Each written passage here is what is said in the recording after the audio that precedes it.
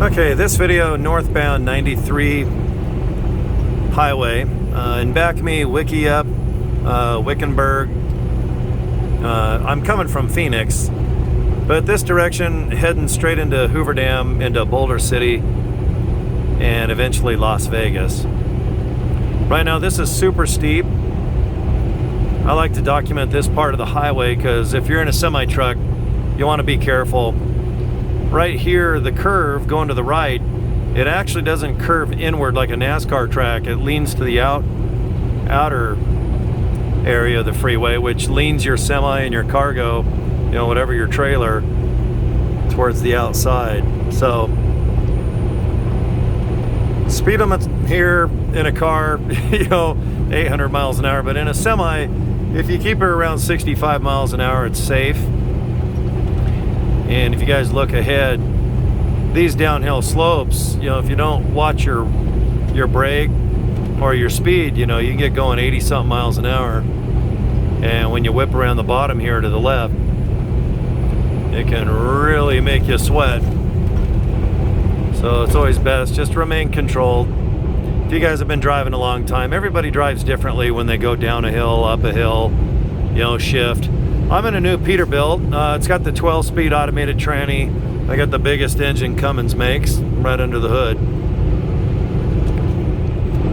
But going down there, I like to use the compression brakes or the Jake brake. A lot of nicknames, but it's basically where you use the compression or torque, so to speak, of the engine to keep your speed down, other than riding your brake. You know, in a car or a truck like a Suburban, you can kind of ride the brakes down a hill. You know, if you're coming down a ski resort or any mountain. But in a semi-truck, you can't ride the brakes like a normal car. They will heat up. And obviously, everyone's probably drove by a semi before and you can smell the brakes.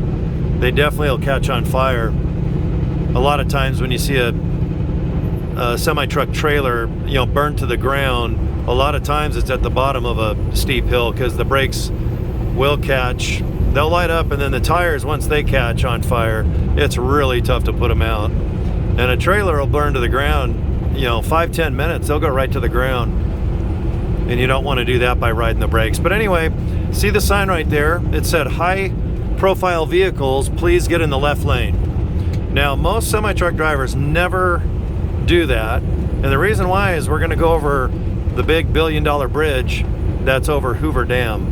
And it's super windy a lot of times. So when you got like a convertible car that just passed us, or just a normal semi, or a normal truck, I'm sorry, the wind isn't a big factor. But when you got a big tall truck like I've got here, I got a 53 Great Dane on the back, reefer. You know, it's a tall, high profile vehicle, so they like you to get towards the middle of the bridge, so there's less chance that the gusts will tip you over. All right, so right now they recommend getting on the middle, you know, going on the left lane.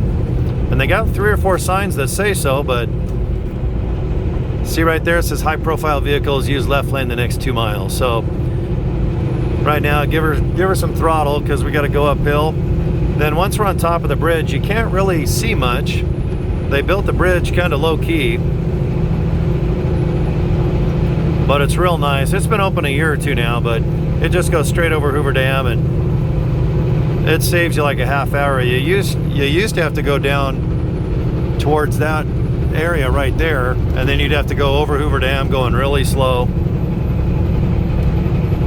And it'd take a good half hour to go over Hoover Dam, but right now it only takes 30 seconds. So, okay, so I'm in the left lane right now.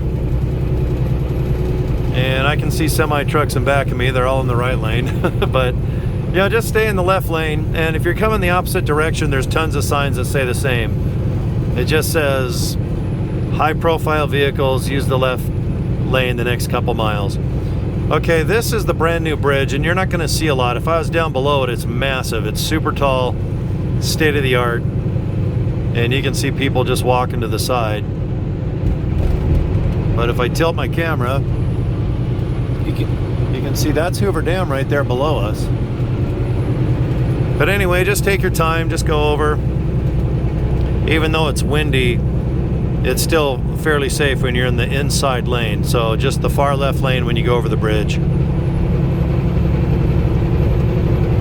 Give her a little throttle. You got a hill right here, and then you got a real steep hill coming up. I'll keep filming that way if you guys want to just see what it looks like going into Boulder City, and then eventually taking a right turn. Las Vegas is straight ahead right over that mountain range. That's Boulder Mountain ahead. All right, so we're starting to get over the canyon. The wind gusts aren't a factor right now. So just put on the right signal. Because right now I'm going to be going like a turtle the next couple miles. You'll see why too, because there's really a steep hill coming up here in about a mile. So I got the 12-speed automated tranny. I'm weighing about 74,000 pounds right now. I'm not fully loaded. I could squeeze on another 6,000 pounds, but I'm going to need all the torque I can get. I like to drive right around 1,500 RPM up a steep hill, maybe a little bit more. But these 900 cubic inch Cummins, they got a lot of torque. This one has about 2,150 pounds, which is real nice, but when you're 75,000 pounds total, you're not going to go up anything fast.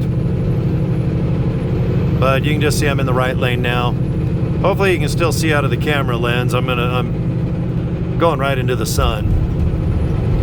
If you guys want to see Hoover Dam, this exit right here, it's exit 2, and then it also goes down to a casino you're going to see, and there is semi-truck parking, so if you want to just stay here and not have to stay inside of Las Vegas, there's a nice place, park your truck. You can either get a room here or just sleep in your truck, go inside, have a nice meal. It overlooks Lake Mead. It's over to the right. And there's another truck stop coming up. It's called the Rail Pass, which is about 10-12 minutes past this casino off to the right. You can see it's somewhat new, and there's tons of semi-truck parking, and that one is right when you're going into Henderson into Las Vegas. I stay there quite a bit just because there's no competition for empty spaces. So that's just Hoover Dam Lodge, But right now I got my flashers on, and this is steep. You guys can probably hear the engine. I'm gonna have to downshift into 9th gear here in a second, but 10th gear is holding pretty good right now. I'm holding about 1,500 RPM, which is about the sweet spot of this Cummins. So enjoy the bugs and the sun. Right now it's almost November in a couple days, and it's still hitting 75 to 85 down here, so yeah, I love it. But I'm going to Utah later tonight. I'll be getting there about midnight. So it's about 45 degrees lower there. It's already snowing in the mountains in Utah. That's kind of one of the benefits if you live in Vegas or Phoenix, is it is hot a few months in the summer, but right when it's November going all the way till next May, the weather is killer. All right, signs just say trucks use the right lane. If there's not a lot of traffic, and there's never really a lot of traffic here, on a Sunday, Monday, Tuesday, nothing, but on the weekend you'll have a little bit more because people do